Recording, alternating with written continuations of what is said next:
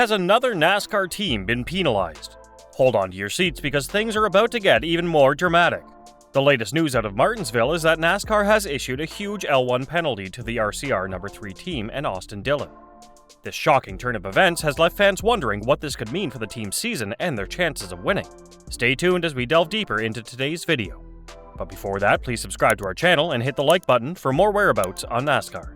NASCAR has released its weekly post-event penalty report, and inside the report is an L1 penalty for the No. 3 Richard Childress Racing team.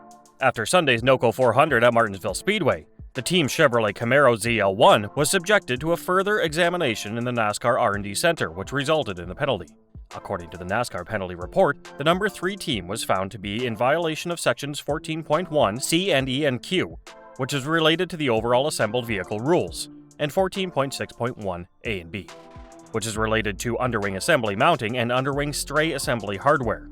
The penalty that was handed down by NASCAR was a reduction of 60 points in the owner standings for the No. 3 RCR team in the NASCAR Cup Series, as well as a reduction of 60 points for Austin Dillon in the Driver Championship standings. In addition to this, Dillon and the team will each lose 5 points towards their playoff total. Crew Chief Keith Rodden will also have to pay a fine of $75,000 and will get a ban of 2 races as a result of the offense. As a result of the point penalty, Dillon's position in the championship standings for the NASCAR Cup Series will fall from 21st to 28th. The third-place team in the owner standings will fall from 22nd to 29th place as a result. There have been some strong efforts. Dillon's best finish of the weekend came in the dirt race at Bristol Motor Speedway, where he placed 3rd overall. After that, he had a 12th place finish at Martinsville Speedway. Dillon is currently 84 points behind the cut line for the NASCAR Cup Series playoffs. Before Martinsville, Dillon was only 24 points away from the cut line. At this point, Dillon will focus his attention on recouping some of those lost points at the Talladega Superspeedway. There have been a total of 19 times that he has started a race at this particular circuit, and he has finished in the top 10 5 times and in the top 5 twice. In the 2022 Geico 500, this stat line contains a driver that finished in 2nd place behind Ross Chastain. After additional inspection of the No. 3 Chevrolet Camaro ZL1 at the NASCAR R&D Center following Sunday's NOCO 400 at Martinsville Speedway, Richard Childress Racing stated its intention to appeal the L1 penalty imposed by NASCAR.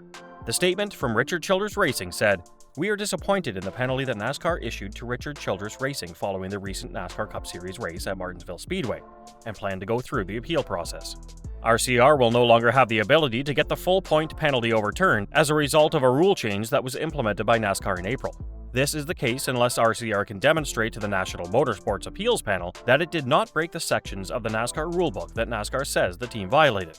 If the National Motorsports Appeals Panel determines that the team in question did, in fact, violate the regulations, NASCAR has taken away the panel's ability to totally remove any aspect from a sanctioned punishment. In spite of the appeals panel's decision that Hendrick Motorsports had broken the rules, the team had its 100-point penalty for having unlawful hood louvers on all 4 of its cars at Phoenix Raceway overturned, which led to the modification of the rulebook. But that was not all. There were additional punishments following the events of Martinsville. NASCAR handed penalties to the No. 3 NASCAR Cup Series team in addition to the penalties that were expected to be issued to the No. 78 Live Fast Motorsports team for a wheel coming loose from its Chevrolet Camaro ZL1 during Sunday's NOCO 400 at Martinsville Speedway. As a direct result of this, pit crew members Chris Jackson and David Smith will not be able to participate in the upcoming pair of championship races for the NASCAR Cup Series. At the conclusion of Saturday's Call811.com Before You Dig 250 in Martinsville, 3 teams in the NASCAR Xfinity Series were given penalties for having a lug nut that was not properly secured. Mike Baumgartner, Jeff Meendering, and Mike Skierce, crew chiefs for the No. 8, No. 18, and No. 39 cars respectively for JR Motorsports, Joe Gibbs Racing, and RSS Racing respectively, have each been penalized $5,000 for their respective teams' offenses. The very last punishment handed down was to Noel Merrill, who was found in violation of the NASCAR Rulebook sections 4.1 and 10.1.a, both of which are related to the substance abuse policy. Because of this, Merrill has been put on extended leave. What do you think? Will NASCAR appeal the RCR penalty? Tell us in the comments below. Also, don't forget to subscribe to our channel and click the bell button for more updates. The next thing that happened was the NASCAR plans after drivers expressed their dissatisfaction with the new aero package. A NASCAR official said on Tuesday that adding horsepower to race engines as a way to improve the short track package for the Cup Series would require what he called a longer runway.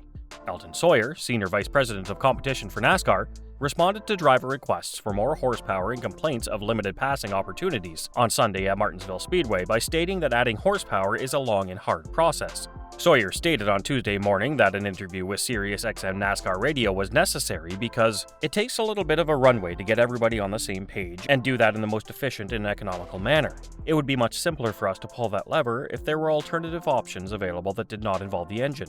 I'm not saying that it won't be a good option down the road. What I am saying is that getting there will require a little longer runway.